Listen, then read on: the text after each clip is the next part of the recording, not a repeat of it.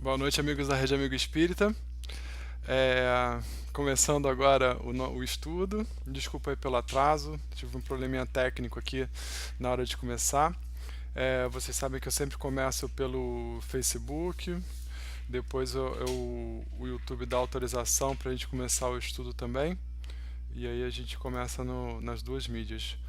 Na Rádio Amigo Espírita já está acontecendo, já está ocorrendo a transmissão, então vocês podem me escutar também na Rádio Amigo Espírita. É, e se a conexão estiver ruim ou se só tiver com áudio disponível, pode usar apenas o áudio. Quando tiver o vídeo muito ruim, a conexão fraca, pode usar apenas o áudio, assistir por áudio, né, vamos dizer assim. Então, espero que agora vocês estejam recebendo. Começar aqui no YouTube também. Só um instante para iniciar o evento. Pronto. Aí, agora sim. Boa noite, amigos da Rede Amigo Espírita.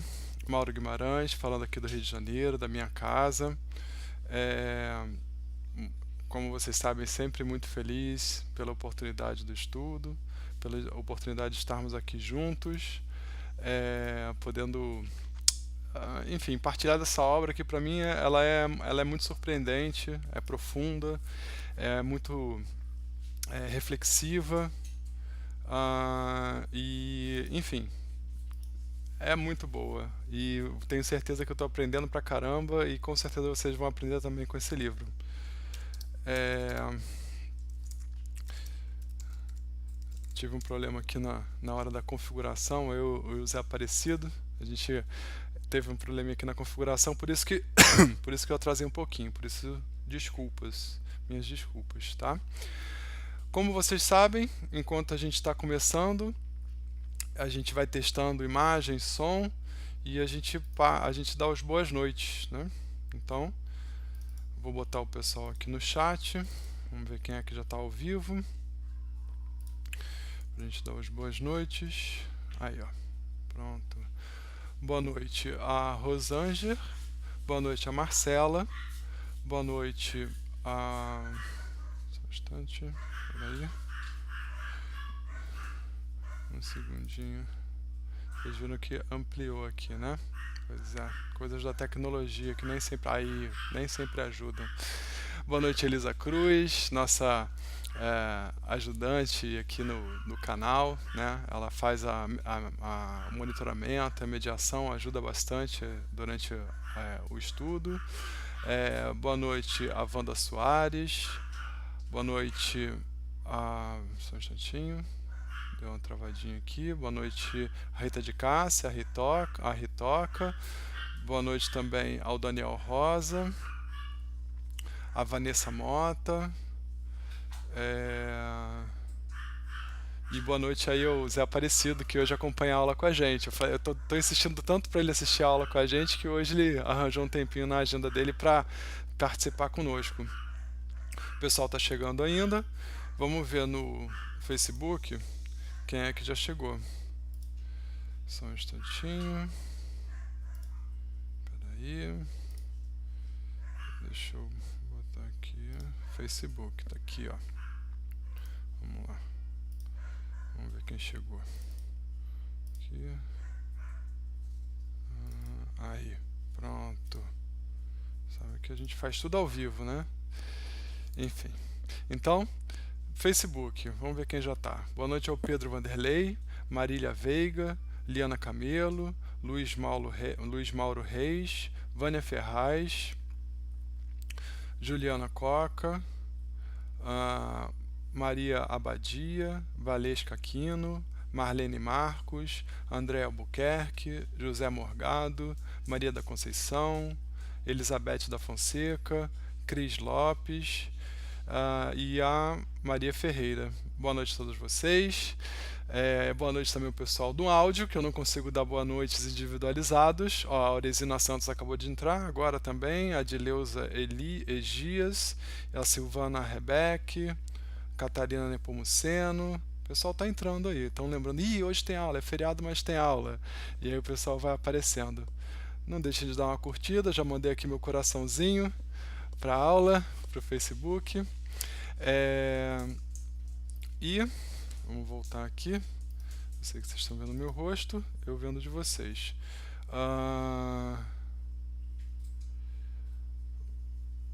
Só um instantinho. O José está lembrando que hoje o YouTube não está disparando as notificações, então a gente não está sendo lembrado das aulas. Aí a gente tem que apelar para a boa e velha memória. É bom, né? Que a gente exercita também a memória, que a gente fica só dependendo da tecnologia para dizer para a gente o que a gente tem que fazer, e a gente acaba ficando preguiçoso, com a mente preguiçosa, né? Vocês sabem que sempre para a gente começar, depois das boas noites, o que a gente faz? Leitura do Evangelho, né? E sempre a leitura do Evangelho ela é sorteada, vocês sabem disso, eu faço um sorteio da página que a gente vai ler. A escolha não é de propósito, já me perguntaram isso várias vezes, porque sempre bate muito e tem tudo a ver com o que a gente está estudando. Então, a gente aqui fica às vezes um pouco surpreso, mas aquilo acontece sempre o óbvio, né? A gente mais uma vez compreende que nada acontece à toa, certo? Então vamos ver a leitura que nos cabe hoje do Evangelho. Também para mim é uma surpresa, porque eu faço questão de ler com vocês, tá? Nos cabe ler hoje o item 9 do Evangelho segundo o Espiritismo, do capítulo 3º, Há muitas moradas na casa do meu Pai. Tudo bem? Vamos lá. Nos mundos que alcançaram um grau superior, as condições de vida moral e material são completamente diferentes das da Terra. A forma do corpo é sempre, como por toda a parte, a forma humana, mas embelezada, aperfeiçoada e principalmente purificada. O corpo nada tem da materialidade terrestre e não está, por consequência, sujeito às necessidades nem às doenças, nem às deteriorações geradas pela predominância da matéria. Os sentidos mais delicados têm percepções que na Terra são anulados pela grosseria dos órgãos. A leveza específica dos corpos torna a locomoção rápida e fácil, em lugar de se arrastar penosamente sobre o solo. Ele desliza, por assim dizer, sobre a superfície ou plana na atmosfera sem outro esforço que o da vontade, da forma que se representam os anjos ou, como os antigos imaginavam, os manes dos Campos Elíseos.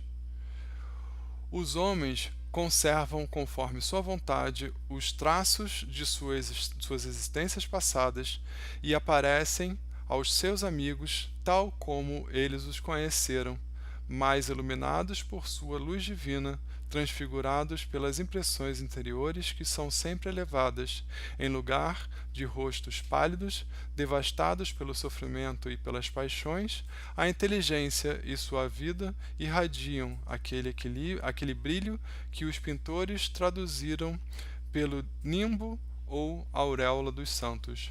A pouca resistência que a matéria oferece aos espíritos já muito avançados torna rápido o desenvolvimento dos corpos, e a infância é curta ou quase nula.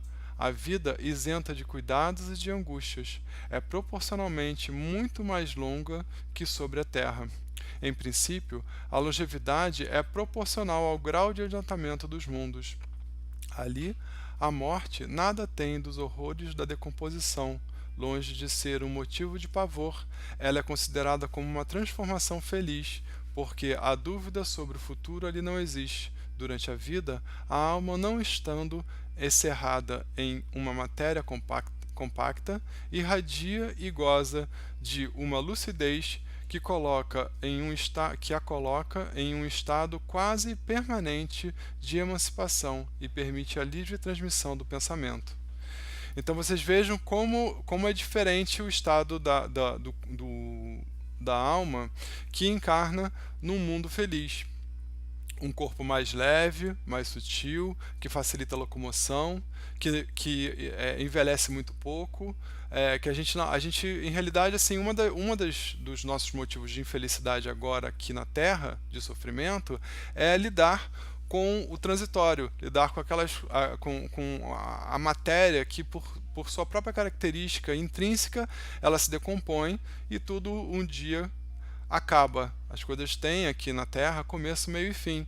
Isso nos dificulta muito a relação com as coisas eternas, tá bom? Então é difícil para todos nós compreendermos a diferença no mundo das coisas que são eternas e das coisas que estamos vivendo aqui. Até porque é tanto difícil viver aqui que as dores às vezes parecem eternas, que a gente gostaria muito que os momentos felizes também aqui fossem eternos, mas eles são pálidos diante da felicidade eterna de fato. Tá bom? Vamos fazer uma prece então para a gente poder começar o estudo. Deixa eu dar uma passadinha aqui rapidamente no bate-papo para ver se está tudo bem. Aparentemente não temos problemas nem de som nem de imagem, então podemos seguir com a prece. Querido Deus, querido amigo, irmão mais velho, nosso Mestre Jesus, exemplo para todas as horas, queridos mentores e amigos espirituais que nos acompanham nesse momento, estamos aqui reunidos, todos, em nossas casas, mas em uma única família, unidos pela tecnologia, pela internet, pela rede Amigo Espírita, unidos principalmente pela nossa vontade de estarmos juntos nesse momento pensando em Jesus.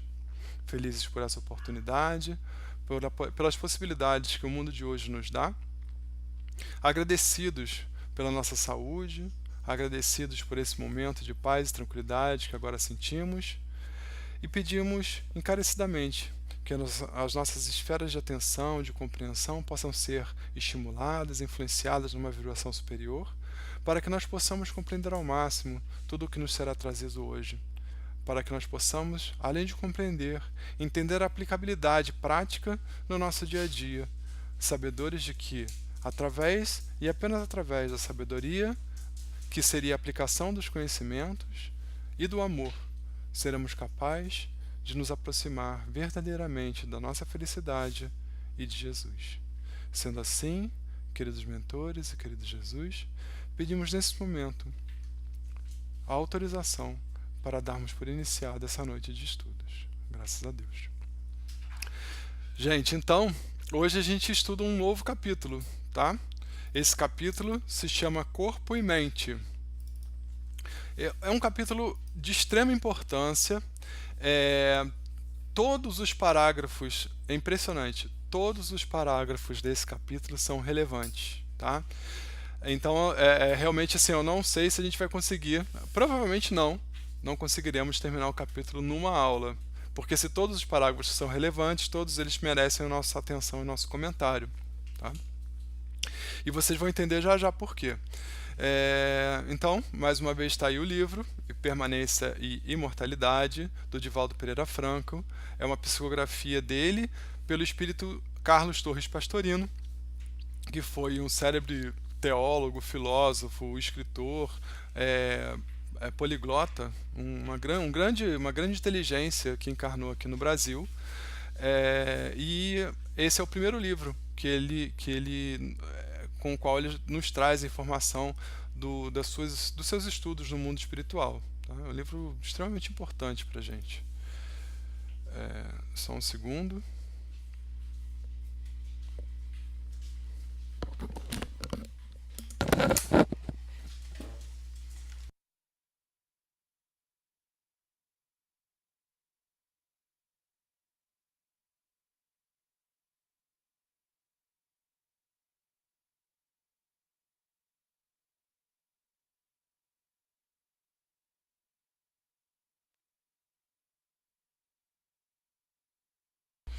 Enfim, tinha dado um probleminha aqui no cabo de internet, mas já voltamos. Voltamos aqui com o Mandela pedindo um carinho. Né, filho? Vamos estudar? Vamos estudar. Mas espero aí que já tenha normalizado para todos. Estou voltando aqui o sinal. Pronto. Voltando também o sinal de áudio. Então, voltamos a todas as mídias. Temos aí o Facebook também tá. Deixa eu ver aqui. Tá direitinho. Deixa eu ver. Que às vezes quando ocorre isso, acredito que não. Acredito que o Facebook tenha perdido. Deixa eu ver. Tá tudo certinho. Então, vamos lá. Vamos começar a nossa leitura. Só um segundo. Aqui. Pronto. Desculpa aí, gente. É porque às vezes essas intercorrências realmente acontecem.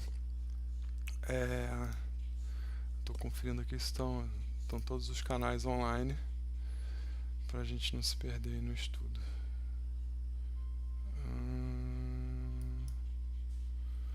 Tá tudo certinho. Pronto. Aí, pronto, tudo certinho. Vamos lá. Bom,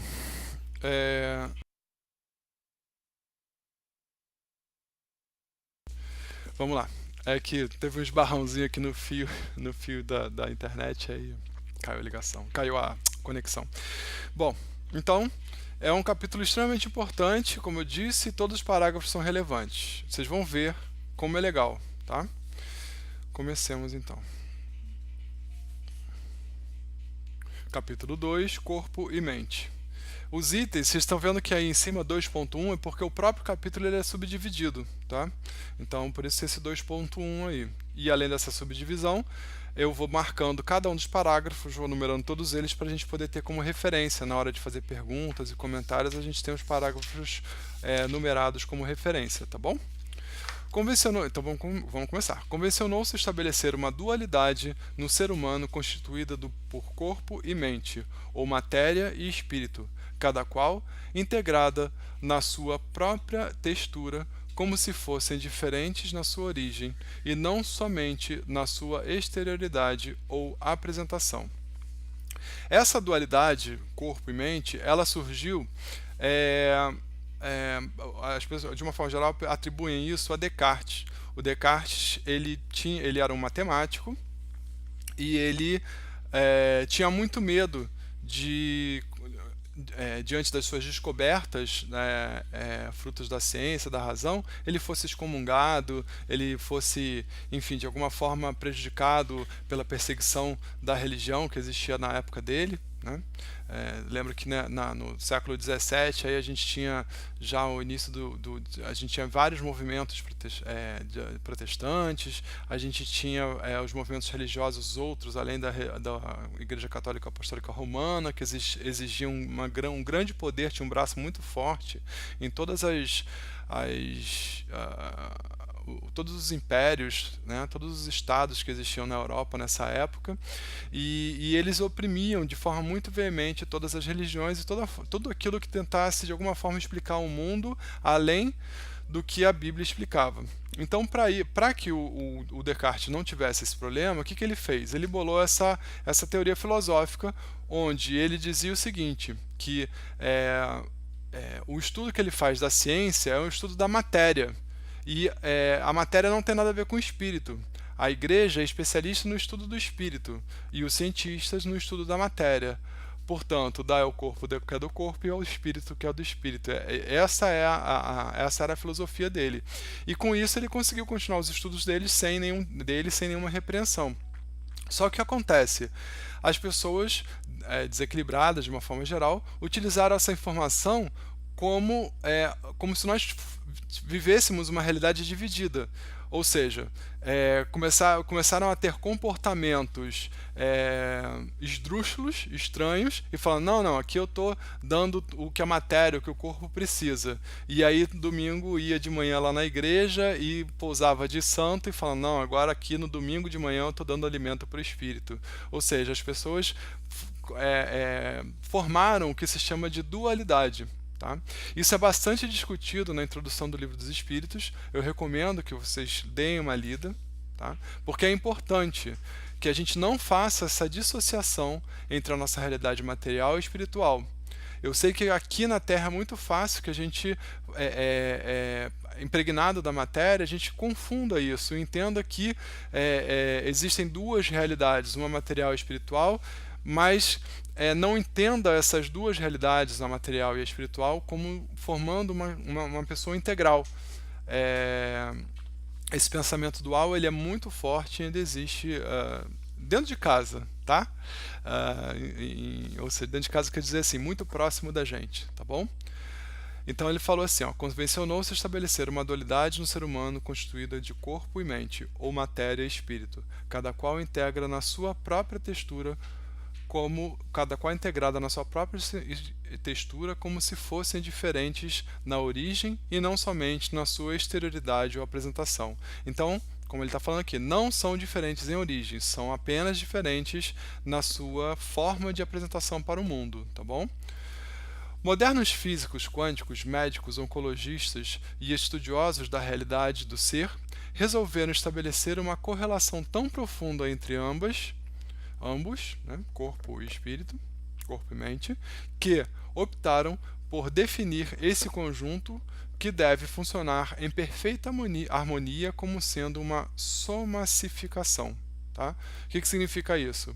Que os estudiosos, os físicos quânticos, que estudam a relação da matéria com as ideias, com o mundo da qualidade e não só da quantidade, são os quânticos, quantidade, né? E viram que a qualidade ela impera também na observação da matéria, certo? Os médicos oncologistas começaram a perceber que as pessoas com questões apresentam nas questões físicas, nas questões físicas, as questões do corpo, tá? Desculpa, nas questões físicas tem apresentações físicas das doenças da mente, ou seja, os oncologistas começaram a perceber que pessoas que carregavam grandes mágoas, que carregavam dificuldades, visões distorcidas da realidade, tinham muita dificuldade e acabavam produzindo nelas o câncer, que é simplesmente uma multiplicação celular diferente do esperado para aquele tecido do organismo vivo, tá bom? E os estudiosos da realidade, quem são esses? Os filósofos, tá? Eles fizeram grandes estudos para demonstrar que existe a somassificação, ou seja, que existe a inter-relação, sem dúvida nenhuma, entre a mente e o corpo. A tese pretende explicar o prosseguimento de uma na outra, confundindo-se de tal forma que se torna difícil uma distinção formal conforme anteriormente se propunha. A mente age de maneira vigorosa sobre o corpo, produzindo sensações e sentimentos, enquanto que este influencia poderosamente as emoções e o pensamento, tornando-se poderosa fonte de informações. Então vocês vejam aqui o esqueminha que eu fiz para vocês, tá?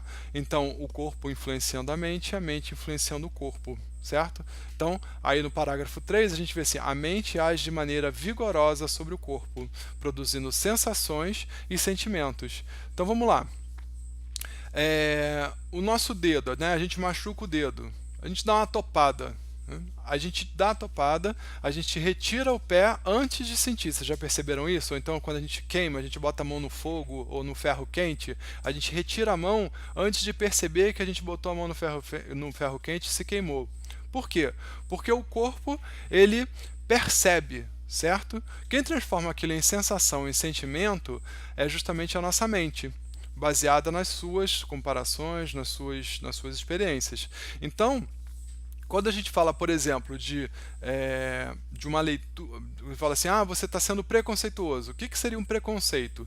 O nosso corpo está vendo, ou lendo, ou testemunhando algo de alguma forma sensória, e aquilo, frente às nossas experiências, ao nosso histórico, às nossas sensações, dá a gente uma certa interpretação. Então a gente julga aquilo, fala assim, aquilo ali é isso, aquilo outro. A gente vê uma pessoa vestida de uma forma e fala assim, esse daí, a gente vê uma pessoa vestida de preta com uma faixinha branca aqui colocada e fala assim, esse aí é um padre, né? A gente vê uma pessoa toda vestida de branco e fala, essa pessoa trabalha na área de saúde, porque a gente faz essa associação.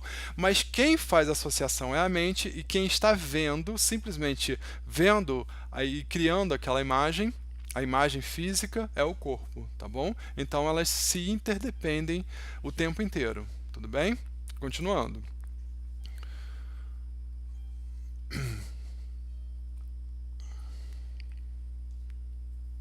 A identificação dos impulsos mentais e sua interferência no comportamento físico facultam ao indivíduo a real integração de ambos os elementos, cada um desvelando a sua realidade numa intercomunicação consciente, promotora de harmonia e, portanto, de felicidade. Então, o que ele está falando para a gente aqui? Que quando essa intercomunicação mente e corpo ela é eficiente e equilibrada, tá? A gente compreendendo a interferência de de um ao outro na nossa vida de relação interna, isso é interno, tá? A gente caminha para uma harmonia, por uma sensação de felicidade, tudo bem? Ou seja, a gente imagina o contrário, né? E quando isso está em desequilíbrio, ou seja, quando eu estou dando demais para a mente ou para o espírito e pouco para o corpo, aí o corpo adoece, né? Ou quando eu estou dando mais para o corpo está super saudável e muito pouco para o espírito, aí o espírito adoece. Mas se um ou outro adoecem ou se desequilibram, isso tem um efeito causal direto no segundo, entenderam? Então, se o primeiro adoece, o corpo adoece, a mente não fica legal. Se a mente não está legal, o corpo adoece, tá bom? Vamos ver como é que está aqui o pessoal no bate-papo, porque eu sei que esse capítulo ele dá margem a muita interpretação, a muitas reflexões. Então deixa eu dar uma olhadinha aqui, passar rapidamente aqui.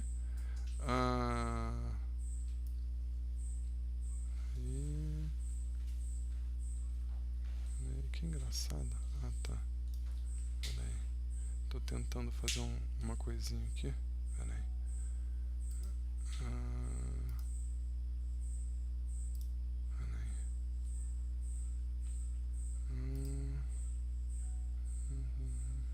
Tá, vamos lá. Explicações de grande importância para que a Maria Poderoso está falando assim, ó, explicações de grande importância para todos que compreendem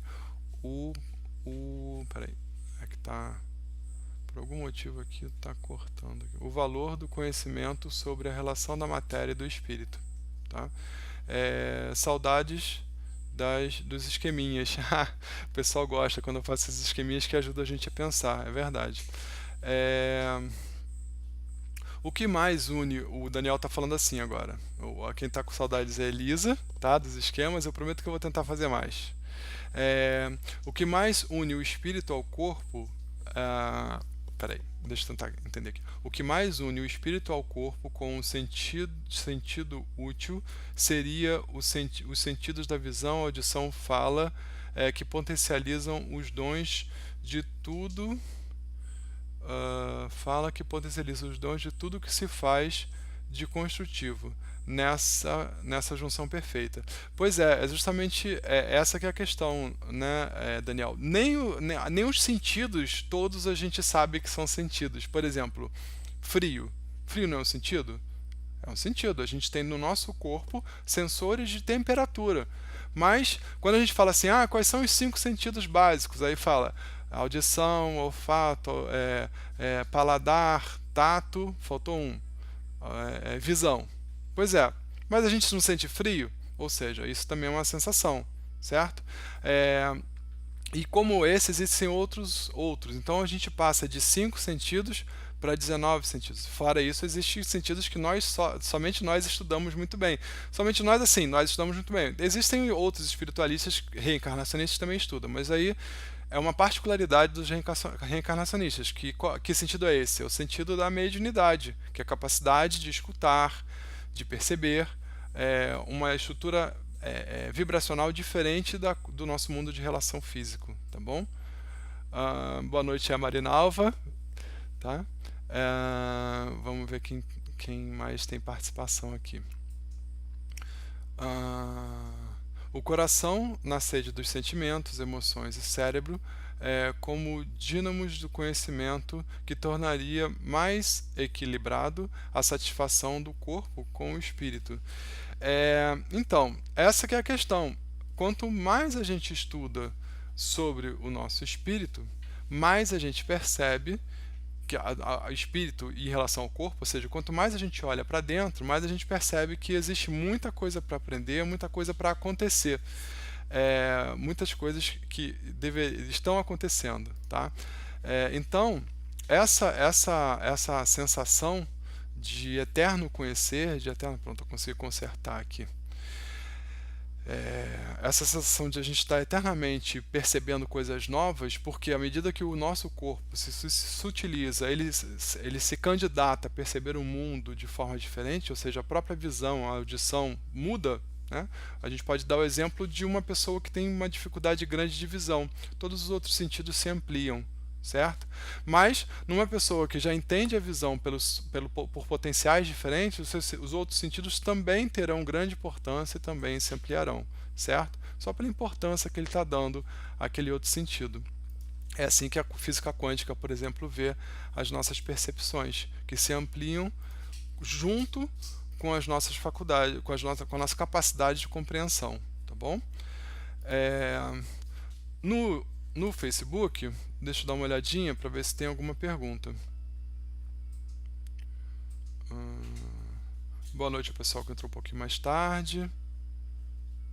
A Juliana está perguntando como entro no bate-papo. Bate-papo, logo aí em cima, Juliana, você vê o link do YouTube, para você assistir pelo YouTube. Se você clicar nesse link, ele vai abrir a página do YouTube e você vai participar do chat, tá bom? É lógico que você tem que estar logado na sua conta no YouTube, legal?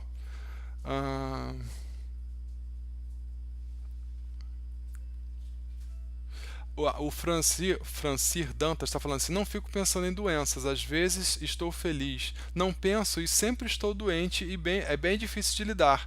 Pois é, Francir, isso a gente vai discutir um pouquinho mais à frente, tá? Por quê? Porque existe no nosso organismo uma estrutura além da nossa estrutura consciente, ou seja, a gente pode estar conscientemente feliz, certo? Mas as opressões internas, fruto das nossas questões mais particulares que estão no nosso inconsciente, mal resolvidas, estão desorganizando, desestruturando o nosso corpo físico e aí a gente adoece, tá bom? Isso é o que se chama de psicossomático. E esse psico nem sempre ele é realizado, ou seja, ele é compreendido, nem sempre ele está na nossa consciência. Às vezes ele está mais profundo, a gente não percebe, tá? Que está acontecendo, mas está influenciando o nosso corpo. A gente vai discutir isso um pouquinho mais à frente, tá bom? Vamos lá, vamos continuar então. A identificação dos impulsos mentais e sua interferência no comportamento físico facultam ao indivíduo a real integração de ambos os elementos, cada um desvelando a sua realidade numa intercomunicação consciente promotora de harmonia e, portanto, de felicidade. Enquanto não se consegue esse equilibrado relacionamento, experienciam-se apenas as sensações físicas, sem qualquer significado de satisfação e de bem-estar. O gozo predomina na superfície do comportamento e os resultados se apresentam como ansiedade por novos prazeres, frustração por não os haver fluído conforme se desejava, permanecendo-se em febre de desejos que dificilmente se torna satisfação, quando não se manifesta posteriormente como tédio e permanente mal-estar. O que acontece? O que ele quer dizer nesse parágrafo quinto, que é de extrema importância, a gente precisa ler ele algumas vezes, porque vocês viram que eu sublinhei o parágrafo inteiro, né? Pois é, ele é muito importante. Olha só, quando se consegue esse equilibrado relacionamento entre o corpo e a mente, entre a matéria e o espírito, experienciam-se apenas as sensações físicas, sem qualquer significação de satisfação e de bem-estar. Vou dar exemplos para isso, tá? Quando a gente quer dar ao corpo somente o que há do corpo para satisfazer simplesmente uma sensação do corpo, por exemplo, eu estou louco de vontade de comer doce. Né? Mas isso é só porque você está com vontade de comer doce, você está com vontade de ter aquela sensação de doce na boca, né? Quer comer um brigadeiro, enfim. Tá? Mas aí você vai e come, mas você percebe que você come um brigadeiro, mas aquele brigadeiro não te satisfaz, porque ele é vazio de sentido. Tá? Aquele brigadeiro, o brigadeiro é um brigadeiro, o brigadeiro é uma comida, é um pedaço de chocolate com leite condensado e açúcar, sei lá, enfim. É um brigadeiro, certo? Ele não tem valor além de ser brigadeiro. Só que a pessoa quer comer o brigadeiro e se sentir feliz, realizada porque está comendo brigadeiro, tá? Eu sei que a gente, com a mente gordinha, a gente vai falar, mas o brigadeiro gostosinho traz uma felicidade, um calorzinho por dentro. Gente, Isso são tudo sensações, são tudo qualidades que nós estamos atribuindo a um alimento que ele em realidade não tem. Tá?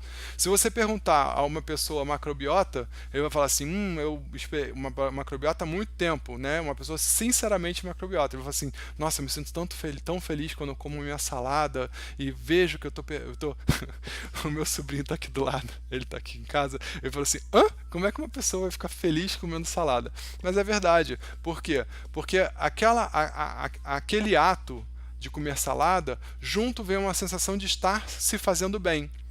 Certo? E essa sensação de estar se fazendo bem, que não está no corpo, ela está no espírito, ela alimenta o ato em si, entendeu? Então, quando o nosso proceder ele é desprovido de significado mais profundo, a gente se sente frustrado. Então, é assim, a gente começa a comer brigadeiro, aí come 1, come 2, come 3, come 5, come 10, come 20. E aí a gente para de comer porque não aguenta mais comer. Mas se tivesse mais espaço, a gente comia mais um pouquinho. E no dia seguinte a gente está como? Ai, que dor de cabeça, que enxaqueca, que dor de barriga, não devia ter comido tanto, né? Então, é o que eu sempre falo para as pessoas. Se a sua satisfação, né, se o seu ato que te dá satisfação 5 minutos depois, ou meia hora depois, ou no dia seguinte, vem acompanhado de uma frustração, você deve repensar esse ato, tá bom? É isso que eu sempre tento passar para que as pessoas entendam um pouco melhor o que elas estão fazendo, as decisões que estão tomando, tá? Aí ele fala assim, o gozo predomina na superfície do comportamento e os resultados se apresentam como ansiedade por novos prazeres. Vamos lá, a Joana de Ângeles, num dos livros dela, ela dá um exemplo que é muito legal. Ela dá o exemplo da vontade de comer, do apetite, certo? Você tá com, às vezes a gente chega em casa assim de noite, está com muito apetite, está com muita vontade de comer.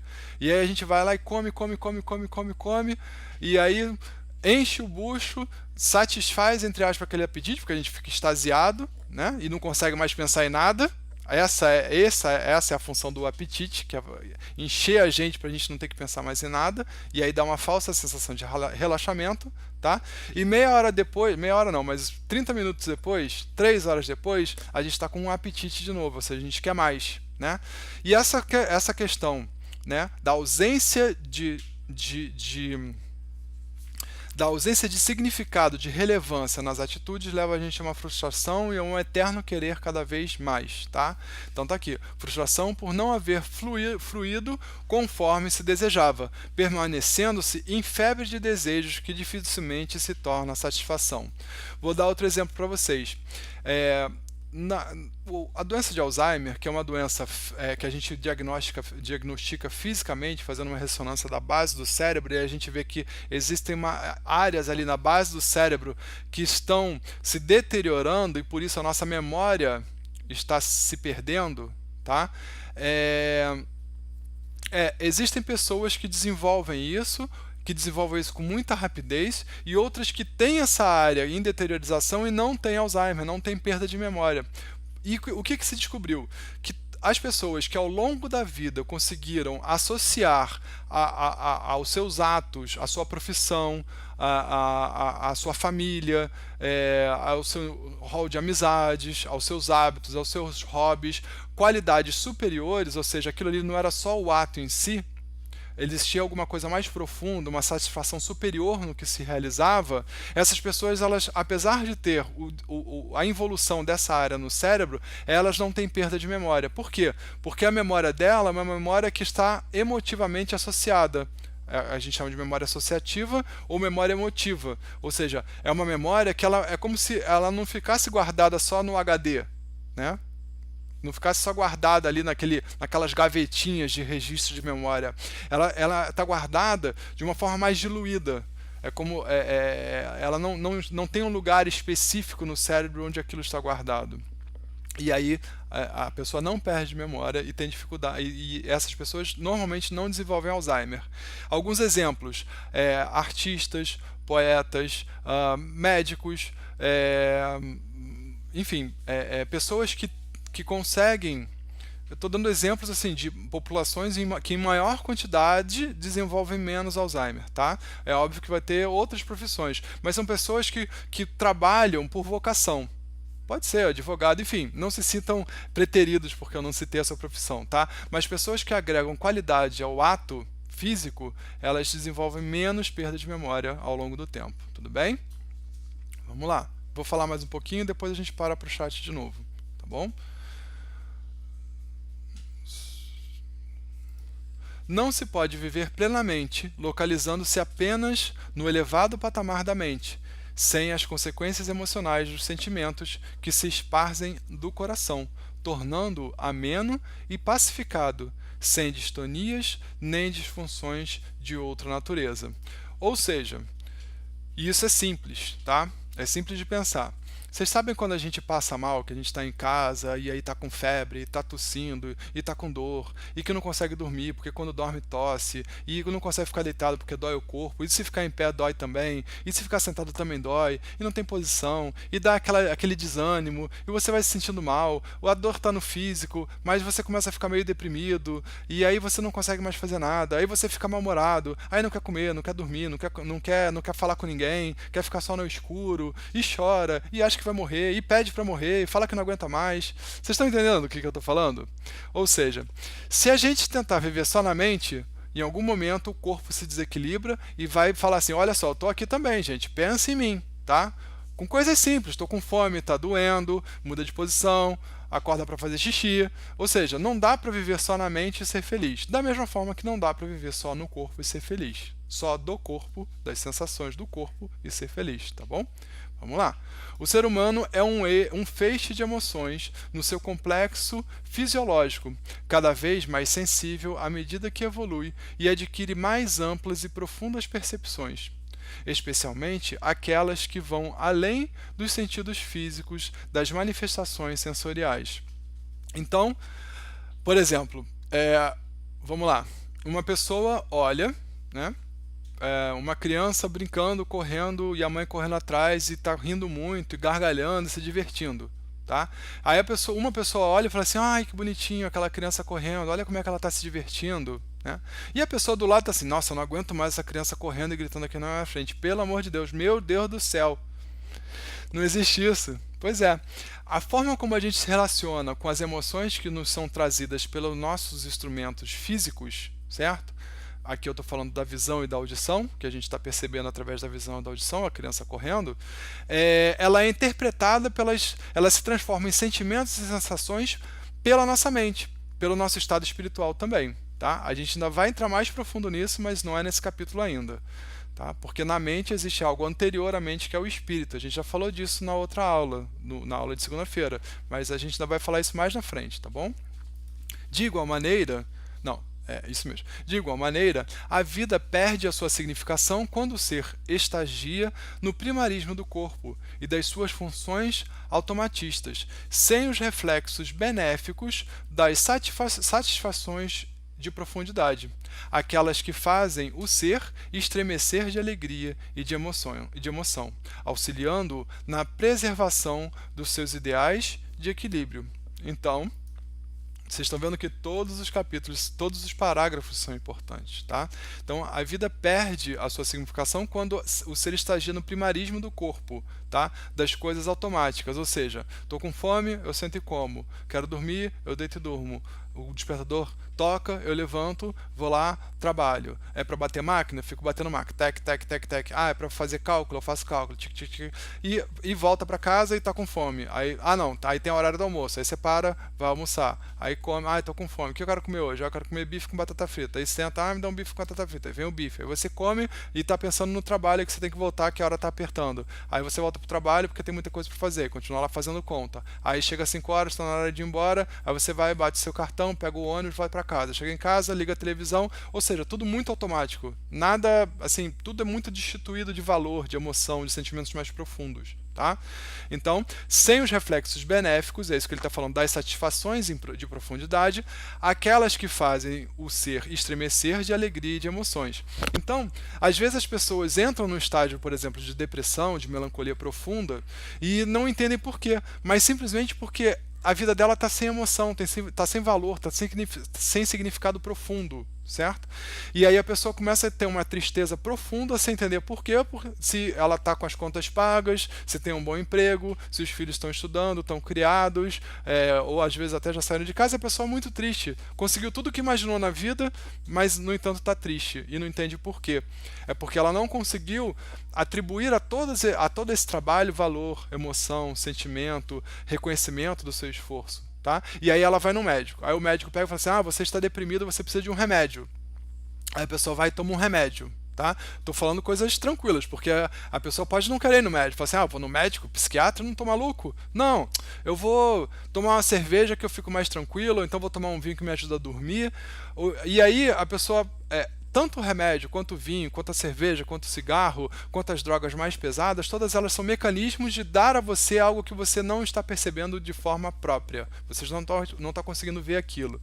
E aí, vamos usar o exemplo do remédio. Você vai lá e toma um remédiozinho que te deixa mais feliz, ou seja, você fica um pouco menos criterioso e tudo, e você começa a se emocionar um pouco mais, ver significado nas coisas, você começa a perceber as coisas de uma forma melhor. Mas dentro de você, você pega aquele auxílio do remédio, e dentro de você não modificou a estrutura inicial que não via valor nas coisas. E aí, você chega no médico depois de 3 meses, nossa, o primeiro mês foi maravilhoso. Só que depois do segundo, terceiro mês, parece que eu acostumei com o remédio, não está mais fazendo efeito. Eu acho que eu sou assim. Os remédios fazem efeito 2, 3 meses, depois o meu corpo se acostuma, e aí o remédio não faz mais efeito nenhum, eu tenho que trocar de remédio. Eu escuto isso todos os dias, tá? Mas o que aconteceu? O que não mudou foi a pessoa, o remédio continua sendo o mesmo, mas como a pessoa não mudou, o remédio não faz mais efeito, certo? Por quê? Porque se a gente pegar a facilidade que o remédio dá e transformar aquilo numa coberta, um tapete para onde a gente varre para baixo os nossos problemas, vai ter um momento que os problemas vão se acumular tanto, que eles vão fazer tanto ruído interno que aquele remédio não segura mais. E aí você precisa tomar mais remédio. No caso das drogas, você precisa usar mais drogas ou drogas mais pesadas. No caso do álcool, você precisa tomar mais álcool. E você entra num desenfrear nessa situação, sem perceber que, no fundo, aquilo só está acontecendo porque você não está mudando de atitude. Tá bom? Vamos lá. Eu falei que o capítulo era profundo, tá? Mas é legal.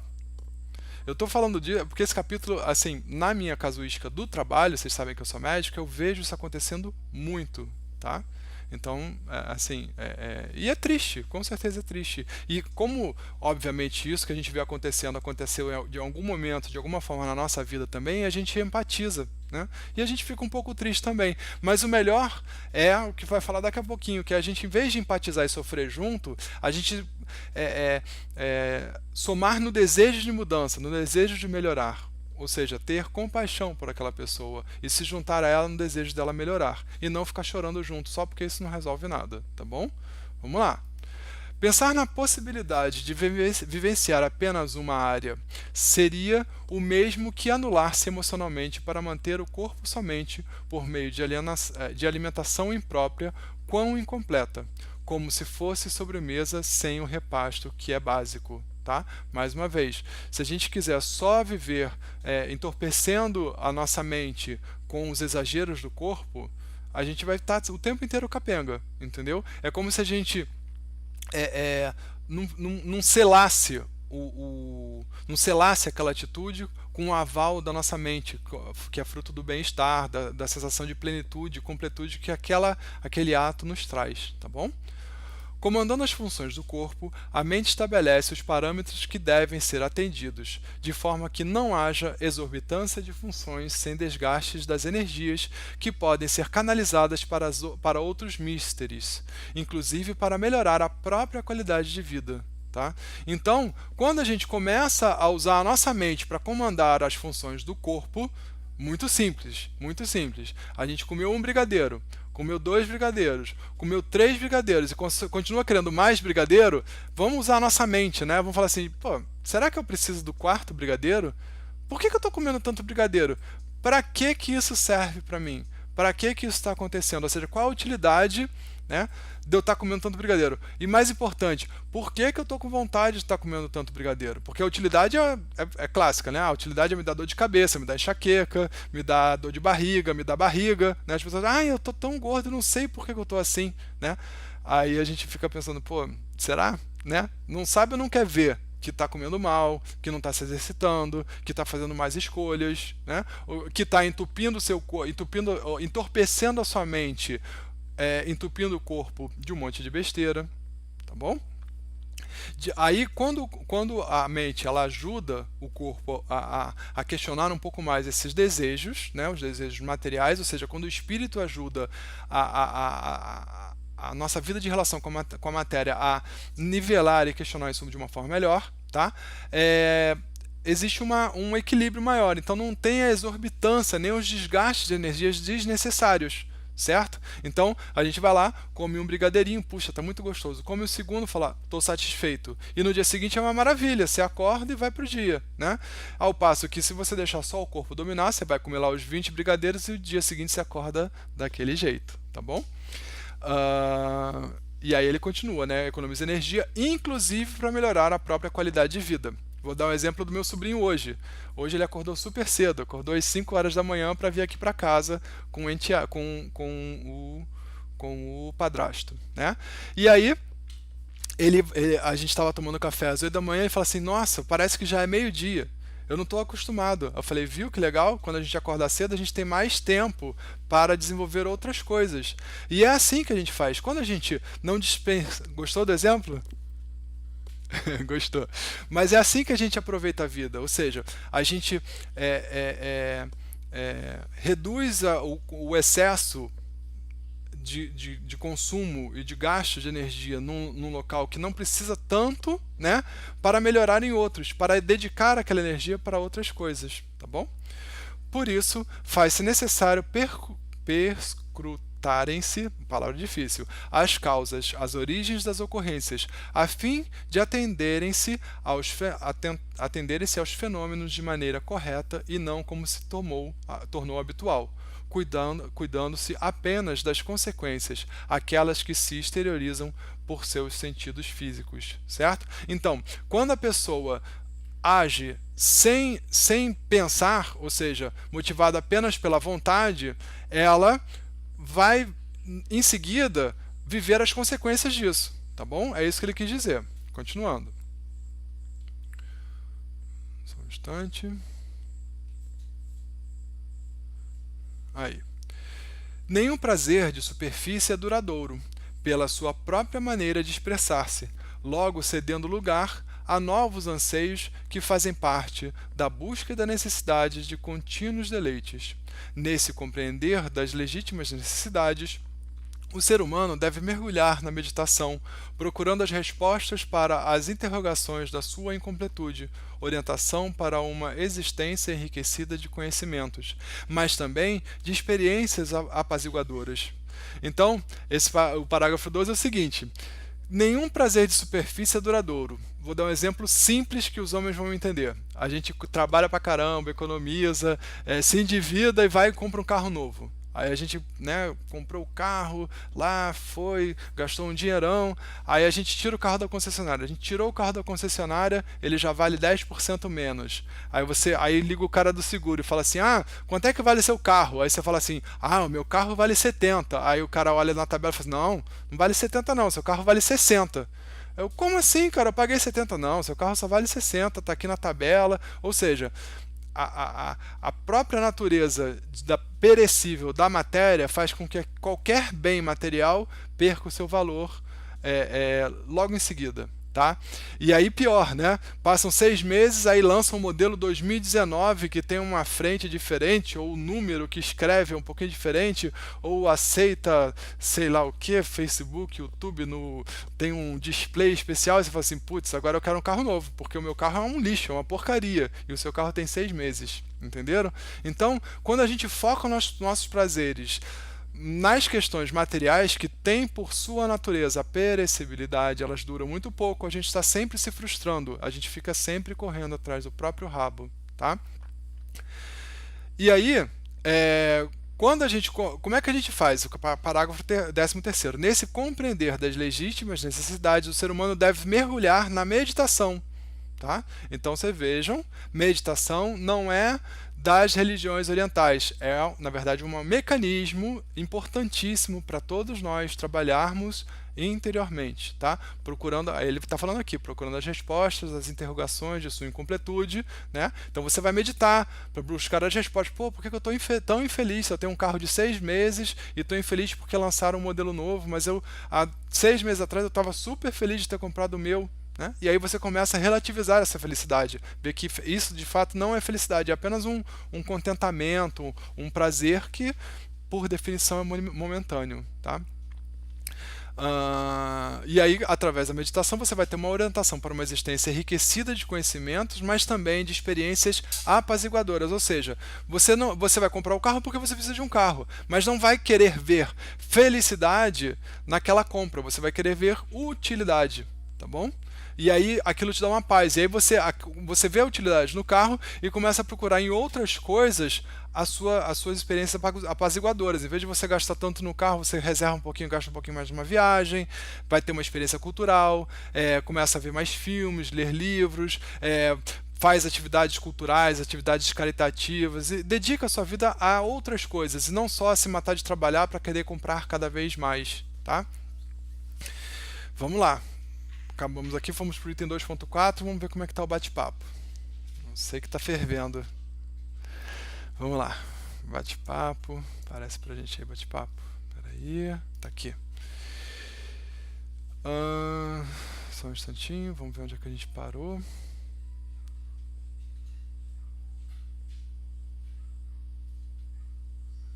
Espera aí. Deixa eu ver aqui onde é que a gente parou.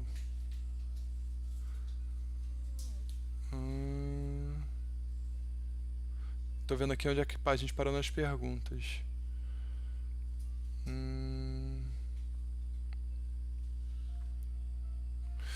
Só lembrando aqui que o Daniel lembrou pra gente, um pouquinho mais atrás, vocês viram como a leitura do Evangelho tem tudo a ver com o que a gente está falando? Porque nos mundos mais felizes, a nossa felicidade não vem da matéria, ela vem do imperecível, não do perecível, certo? Isso é super importante, tá? Tá lá escrito no Evangelho, item 9, capítulo 3. A gente estava lendo lá dos mundos felizes. Deixa eu ver aqui onde é que tá as perguntas da participação. A Mariana tá falando assim, Mauro, tudo é saboroso quando é uma pouca quantidade e não repetir, né? É exatamente isso. Se a gente repetir com conhecimento de causa, tá? Repetir com consciência. A Mariana está falando que come de tudo, mas pouca quantidade. Isso é fruto da sua consciência, de que não precisa mais tanto, não é necessário. A gente tira, com certeza a gente consegue, se a gente comer devagarinho, saboreando, estando presente, a gente consegue tirar muito prazer de uma bolinha de brigadeiro só, não precisa de 20 bolinhas de brigadeiro. Muitas conexões, o Daniel está falando assim, muitas conexões entre o bem-estar mental e físico que influi na ansiedade, humor, adviria do paladar de doce ou salgado, por exemplo, que ativa os neurotransmissores do hormônio serotonina. O Daniel está falando isso. Isso tudo é verdade, tá? Mas vamos lá. O brigadeiro é físico, a serotonina é física, tudo isso a gente está falando de físico, tá? Aí você está dizendo o seguinte, se então eu tiver o brigadeiro que vai subir a minha serotonina, vai diminuir minha ansiedade, vai melhorar meu humor, eu vou ficar feliz? Então, significaria dizer que eu sou produto do meio. Entendeu, Daniel? Então, se eu sou produto do meio, o meio me faz feliz. Então, comer o brigadeiro vai me tornar uma pessoa feliz. E isso não é realidade. Tá bom? A gente não vê isso, é justamente lá o segundo ou terceiro parágrafo, quando os oncologistas, os filósofos pararam para estudar e perceberam que o meio não torna a pessoa feliz, tá bom? Então, da mesma forma, eu diagnostico as pessoas, eu faço exame da serotonina no consultório e eu vejo pessoas extremamente felizes e realizadas com serotoninas baixíssimas. E a pessoa, poxa, mas a serotonina não é um hormônio da felicidade, como é que eu consigo estar tão bem? Né? Enfim, então, aí fica sempre a minha pergunta, será que a serotonina da pessoa está baixa porque ela mentalmente está deprimida, mal resolvida, e aí o nosso espírito, que comanda o perispírito, que comanda o nosso cérebro a produzir a serotonina, está produzindo pouca serotonina, então essa relação causal, fala assim, a pessoa está deprimida porque está com a serotonina baixa, ela não é real. Tá? A pessoa está deprimida e por isso a sua serotonina está baixa. Essa é a leitura, entendeu? E aí quando a gente come um chocolate para aumentar a serotonina e ver felicidade nisso, significa que nós estamos tentando tampar um buraco, certo? Porque de fato o chocolate ele sobe a serotonina, e não só ela, sobe também uma outra neuroenzima chamada dopamina, que dá também uma sensação de euforia, que é a mesma que as pessoas buscam no cafezinho para começar o dia. A pessoa, meu dia não começa sem tomar um café. É porque a pessoa está precisando de dopamina, que é uma outra neuroenzima. Mas ela está precisando por quê? E por que o seu corpo não está sendo capaz de produzir a quantidade necessária, somente ele, né, para que ela não precise nem de chocolate nem de café para começar o dia, ou para se sentir bem? Entenderam? Esse é o questionamento, tá?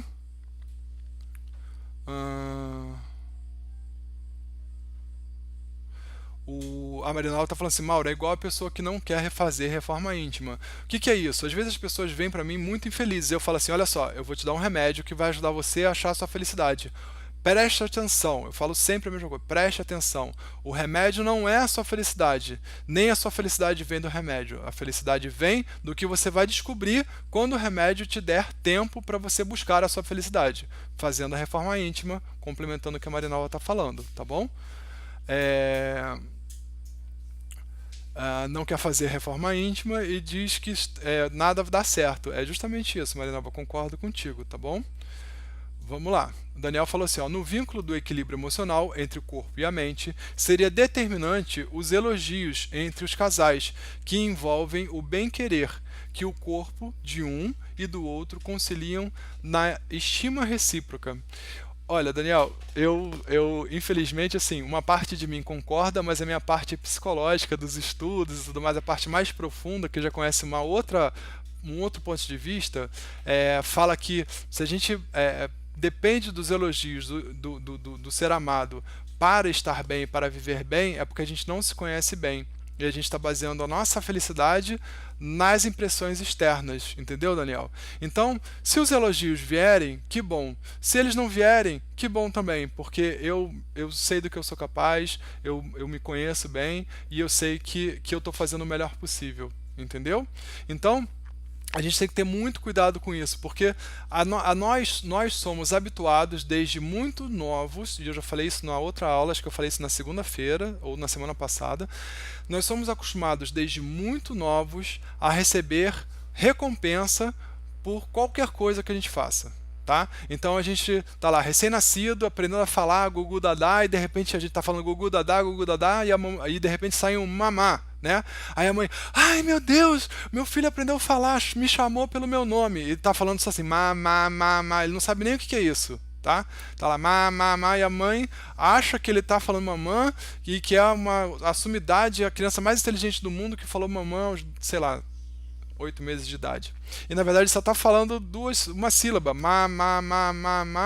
que a mãe fica lá, ele só está repetindo, aquilo ali não é consciente para ele. Mas aí a mãe dá um valor enorme, aí dá brinquedo, dá presente, dá um super sorriso, ou seja, dá um elogio para ele. E aí a criança sabe que sempre que falar mamã vai ter algum tipo de recompensa. E aí a gente cresce um pouquinho mais, aí a gente começa a andar, aí a gente anda, a mesma coisa, ai, tá andando, tira foto, que coisa linda, não sei o que lá. Aí daqui a pouco a gente vai para a escola, aí vem o pai e fala assim, olha só, você sabe que daqui a pouco vem o Natal, né? E aí o Papai Noel só dá presente para as crianças que tiram boa nota. E aí a gente vai aos pouquinhos, e aí a gente vai estuda e tira boa nota porque a gente quer o presente, né? E a gente vai aos pouquinhos se transformando em pessoas muito egoístas, e manipuladoras, acostumadas a manipular as pessoas para ter o que a gente quer. Tá? Isso é muito grave, porque isso é uma doença coletiva. Somos todos nós, eu fui criado assim, tenho certeza que todos vocês foram criados assim, e a gente tem que começar a aprender e se perguntar se essa é a qualidade de educação que a gente quer dar. Se não existe uma outra forma de educar as pessoas, sem que seja dando sempre algo em troca, de um bom ou de um mau comportamento. Tá bom? Vamos lá, continuando. Mas é óbvio, Daniel, que existe um outro lado. Se o nosso parceiro, tá, de vida não está bem, está infeliz, é muito difícil da gente ficar feliz. Por quê? Porque existe ali uma compaixão de duas pessoas que se amam. Então, se a pessoa está doente, está sofrendo, está infeliz, é muito difícil a gente ter. Seria uma hipocrisia dizer assim: ah, não, eu estou super feliz porque eu sou uma pessoa bem resolvida, e vendo a pessoa do lado se matando de infelicidade, entendeu? Mas são coisas diferentes, tá? Eu estou triste por compaixão, mas eu não estou padecendo junto, eu não estou adoecendo junto, certo? Porque se eu estiver adoecendo junto, eu estou só empatizando, eu ajudo muito pouco, porque aquela pessoa que olha o outro adoecendo junto se sente culpada, e você está piorando a doença do outro, tá bom, Daniel? Isso é muito profundo que a gente está conversando aqui, tá? Ah, vamos lá.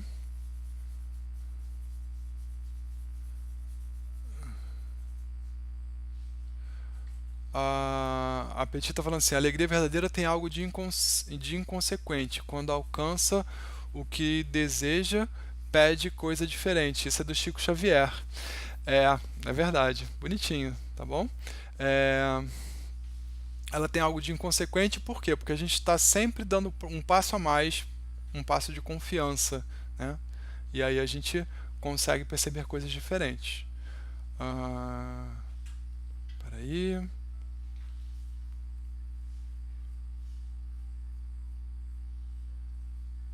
Vamos lá.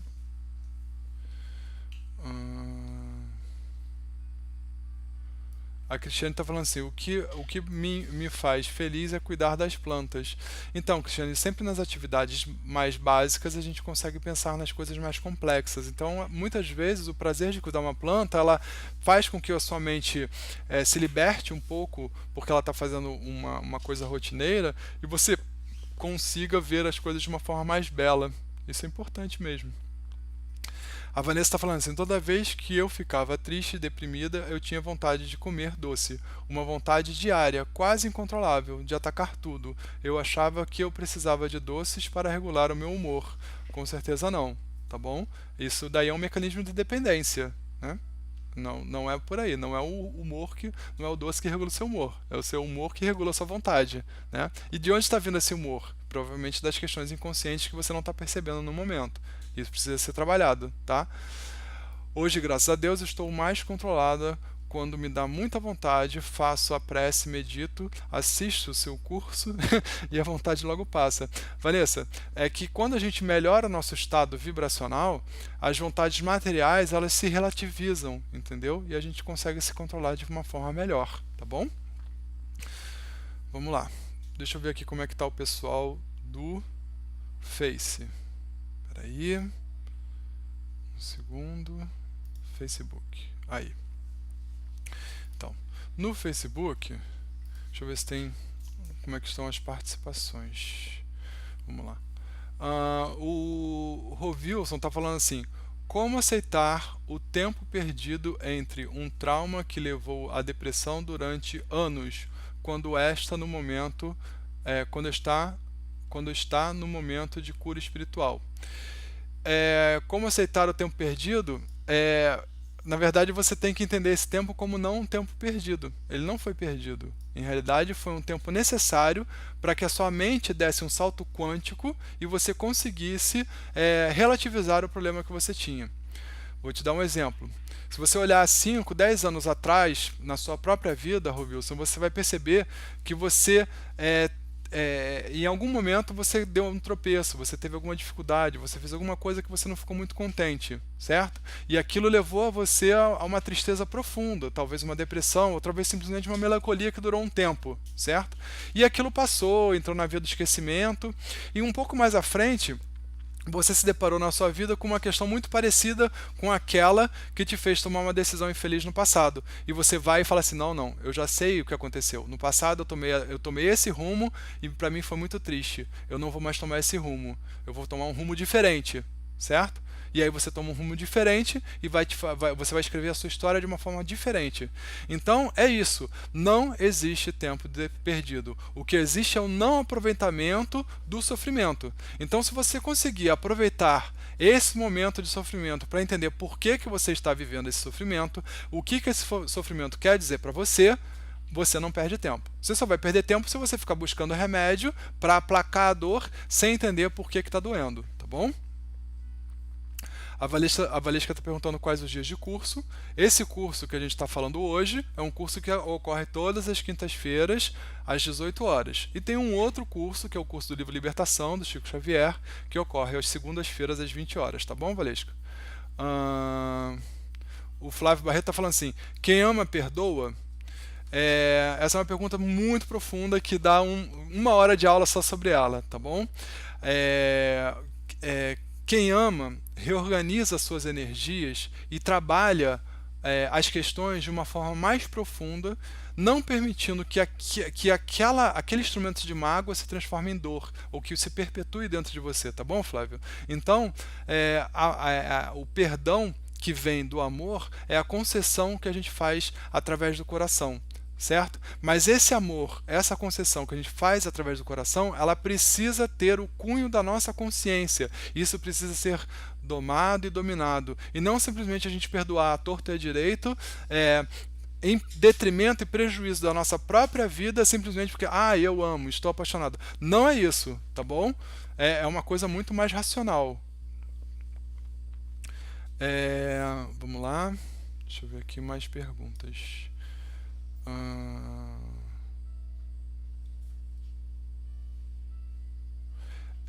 O Francir está falando assim, ó, não sou materialista, sou altruísta demais. Cara, se você é altruísta demais, você está perto da angelitude, porque essa é uma das últimas características que a gente consegue atribuir ao nosso comportamento quando a gente está perto da perfeição, Francir. Então, ser altruísta demais não existe, tá? Porque o altruísmo é um sentimento absoluto. É que nem você falar assim, eu amo muito, eu amo demais. Amar é um sentimento superlativo. Então não existe de mais nem de menos, tá? Não existe amorzão nem amorzinho, simplesmente existe amor. Não existe o altruistão nem o altruistinho, simplesmente o altruísta. Então, a pessoa que é altruísta, ela entende, ela exerce a empatia em relação àquela outra pessoa, porque ela compara aquilo com as atitudes que você já teve num passado bem próximo, ou entende que se você não lembra de ter feito a mesma coisa, você percebe que em algum outro momento de maturidade espiritual, em alguma outra reencarnação, você pode ter sido muito parecido com aquilo, e você releva, tá? Você faz um trabalho de compreensão. Tenta não, você faz um trabalho para compreender, tá? Vamos lá. A Lourdes está falando, somos eternos e satisfeitos, cuidado com as palavras, tá? Porque a eternidade não tem fim, então nós estamos nesse momento numa sensação de eterna insatisfação, porque a gente não vê a satisfação nas coisas mais simples, tá bom? Aí a gente tenta sempre querer mais, ver satisfação só no muito e não consegue ver no pouco, tudo bem? A Terezinha está falando assim, tive alguns problemas familiares e fiquei muito triste, o médico me deu o Cadil, e eu tomei por quase 4 anos, só que não tomava todos os dias. Agora estou tentando fazer o desmame, mas me sinto um pouco mal quando não tomo. Como faço para me livrar desse medicamento, já que agora já me sinto bem melhor. Terezinha, você se desvencilha de um medicamento como o Ocadil com outras medicações mais leves que fazem retirada sem dependência química. O Ocadil é uma medicação que traz dependência química, então você retirá-lo é muito difícil, é igual parar de fumar ou parar de usar algum tipo de droga, como uma cocaína, uma heroína, uma morfina, certo? Então, você deve procurar um psiquiatra e conversar com ele. Olha, eu tomo Ocadil há 4 anos. Isso significa o quê? Que você já tem um hábito de tomar Ocadil, que o seu cérebro tem a dependência física, química e psicológica do Ocadil. Então você depende dele para uma boa regulação cerebral, tá? E mais uma vez, o seu cérebro desregulado, corpo, vai influenciar na sua mente e vai desregulá-la, entendeu? Então você tem que conversar com um psiquiatra, e esse psiquiatra vai te dar outros tipos de medicação que facilitem a retirada do Ocadil. Então primeiro você faz uma terapia de substituição para depois retirar finalmente tudo, tá bom, Terezinha?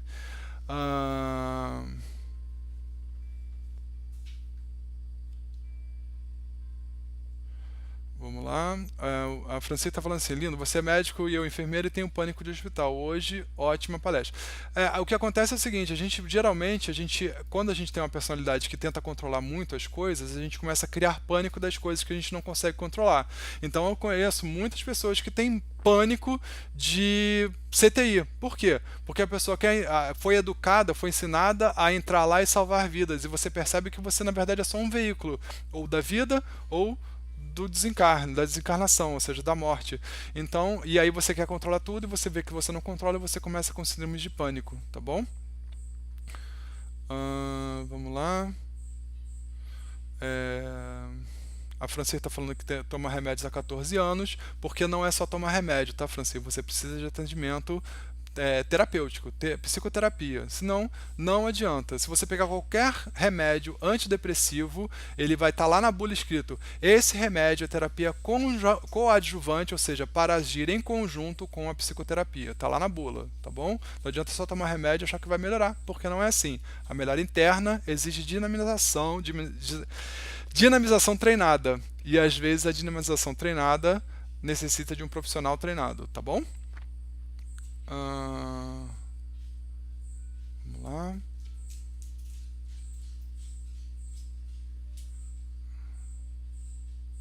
Aí. A Clélia está falando assim: meu marido era economista e sempre leu muito, trabalhou muito com a mente e está com Alzheimer há alguns anos. Eu, como espírita, acredito que seja débito do passado, não a atitude dessa encarnação.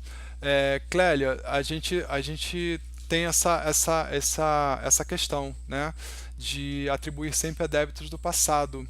Mas acontece é que o Alzheimer ele é um mal físico, certo? Que a gente não nasce com ele, não existe nenhuma correlação genética em relação ao Alzheimer, que diga assim, famílias de pessoas com Alzheimer têm mais Alzheimer. Não existe isso, tá bom, Clélia? E é uma degeneração física que ocorre nessa vida. Então, tenta repensar isso um pouquinho e, enfim, mas também não ocorre à toa. Se está ocorrendo nessa vida, como toda e qualquer doença que ocorre nessa vida, é para nos permitir espaço para um crescimento. Toda doença é depurativa, tá bom? Então ele não está pagando nada do passado, nem pagando nada do presente, não é isso. É porque nessa vida ele escolheu, né, justamente economistas, pessoas que leem muito, que são muito introspectivas, que que tentam sempre ter muito, saber muito e conhecer muito, desenvolvem Alzheimer. Por quê? Porque nesse muito ele não consegue se apegar emotivamente a muita coisa, entendeu? E aí isso tem um grande impacto na hora de desenvolver ou não um problema de memória, tá bom, Cleia? Tem algumas palestras espíritas. Quem fala muito bem disso a Anete. A Anete é uma médica também, neurologista. Tem uma palestra dela muito interessante sobre o Alzheimer. Está no YouTube. Pode assistir que é legal. Tá? A palestra ela é um pouco assim. Ela é didática, tá? Não é uma das palestras mais fáceis, mas é bastante didática. Tá? E fala justamente isso que eu estou falando, tá bom? A Ana está falando assim: cuidando do corpo e do espírito, conseguimos o equilíbrio. É por aí, né? Tem que ter o equilíbrio entre ambos, mente e corpo. A gente consegue isso através da meditação, sempre antes da meditação a oração, para melhorar o nosso estado vibracional, como eu já ensinei da outra vez, tá? O Rogério está falando assim: interessante, quer dizer que quando fazemos as coisas simplesmente por necessidade, estamos sujeitos a perder a memória. A metade da nação vai ter Alzheimer. Na verdade, assim, é mais do que a metade, tá bom? Infelizmente, Rogério, tá? É algo de muito grave que está acontecendo, tá bom? É só se você entrar num ônibus ou parar de manhã cedo e olhar as pessoas num ponto de ônibus, você vai ver que as pessoas estão totalmente desconectadas, né? E essa desconexão interrompe a nossa memória associativa, e perdendo as associações, a gente perde a memória. Entendeu? É como às vezes assim, uma pessoa é apresentada para a gente está distraído e a gente não lembra do nome dela. A gente simplesmente não lembra do nome porque a gente está distraído, não está prestando atenção àquela pessoa quando ela foi apresentada. É assim que funciona o Alzheimer, tá? Peraí.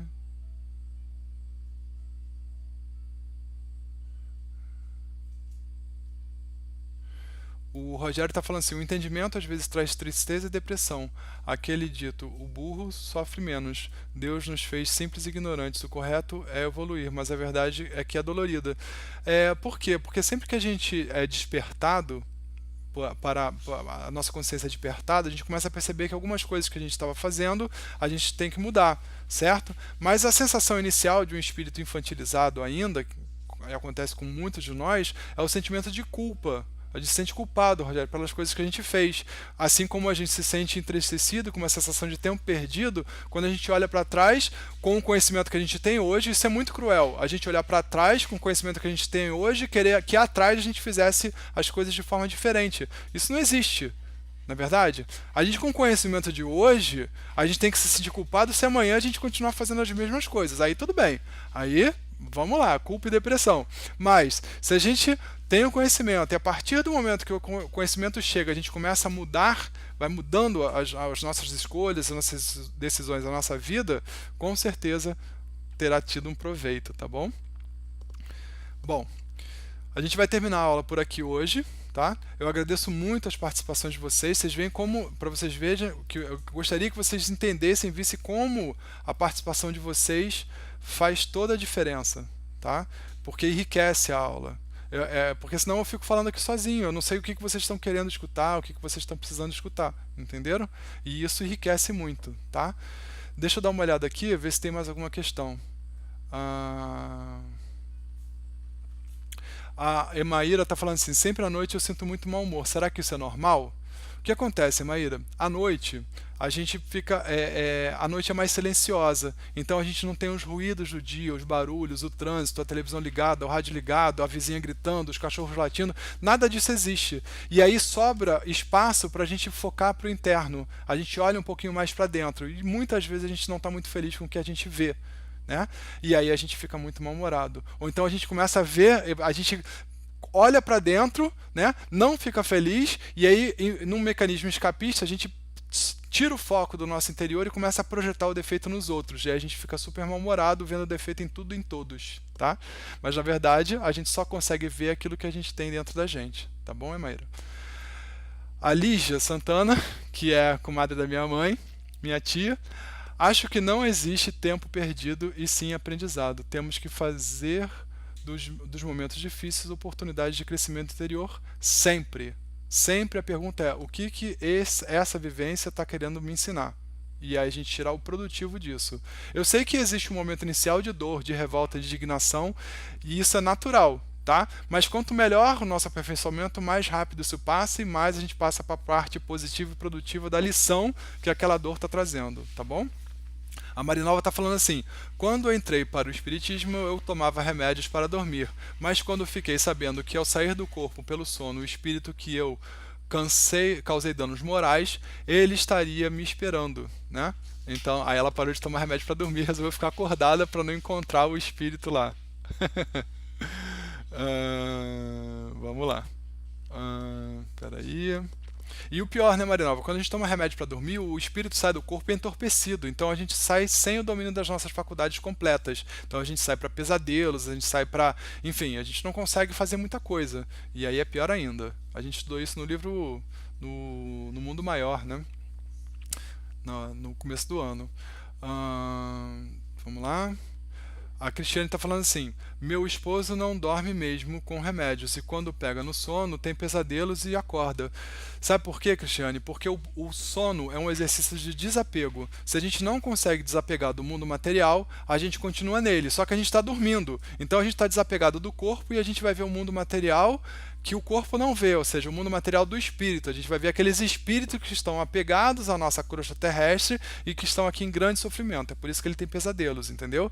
A meditação, exercícios mentais de desapego ajudam muito o sono nesse momento, tá bom? A prece, óbvio, né? A prece antes de dormir, ou seja, a pessoa entrar num estado mental de desapego do corpo e de início de uma vibração superior para permitir um sono de qualidade, tá? O João Hoffman está falando assim: se tiver insônia é melatonina, né? Não vou nem entrar no mérito, João.